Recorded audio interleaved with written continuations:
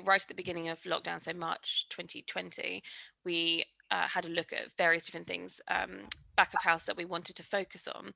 And one of those was governance. In fact, governance was the priority for us. So we hired charity lawyers, Bates Wells. They came and spent about 4 months with us doing a full governance review, so looking at absolutely everything.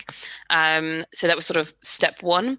Step two was then having a bit of think about who was currently on the board. So some long-standing members of the board decided to retire to make space for new members, and we did two surveys with our current board of trustees.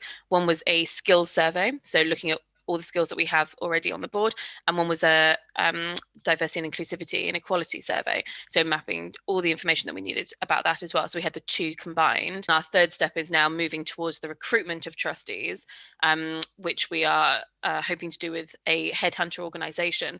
And part of the brief we have given them is like, here are the skills that we need.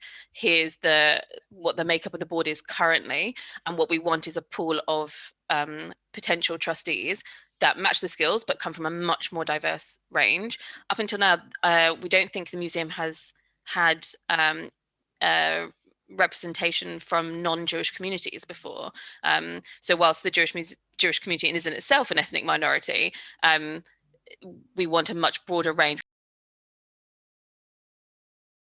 I think it has definitely been something, though, that we've been very transparent about, both at board level and staff level, and also with our key stakeholders, about the reasons why we need to do this, and why it's about changing the makeup of our board. It's not just about the skills, it's also about the voices that we need there. And I think our whole approach this year has been piloting, it's been being very flexible, but the key message that we've said the whole way through the governance review has been, you can only ever see your own perspective. And if you can't see what needs to be changed, you can't change it. And because you only have your own perspective on life, you need a diverse range of people in order to see different things.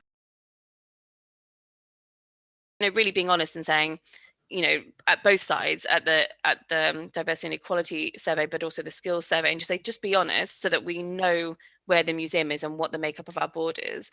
And then I think the next thing, sort of advice wise, is I think you do need to bring in expertise in various ways. I think relying just on potentially the skill sets you've had already, hasn't changed things. So I think you do have to be really willing to go out and say, actually, we do need a bit of support. We need to talk to other stakeholders who might have experience in this. Lots of our stakeholders have boards of their own, which they've been working in the business world, like to make sure they're making change at their board level. So there's lots of people you can go out and ask questions to and get that feedback from. And if you can, I think, having sort of professional expertise come in is so helpful, and it makes it less personal. Thinking more about the diversity of thought, rather than trying to focus in on just representation from key groups, and trying to move away from this idea and actually think about, what is diversity. It comes from having a range of life experiences, and that's been a very interesting thing for us to sort of talk about, and has helped us create the brief then. I'm very aware that I have a very supportive board. And I understand that, for a lot of people, board and governance changes is a huge, it has been a huge undertaking for us, but, I can understand that there are places where it's more challenging. And I'd say that, whilst you're in that place, it's very hard to see how either change will ever come, or if it will really make any difference, because so many of our boards have acted the same way for so long. But, being slightly on the other side of it, I would say, don't underestimate the level of change a governance review can really have on your organization.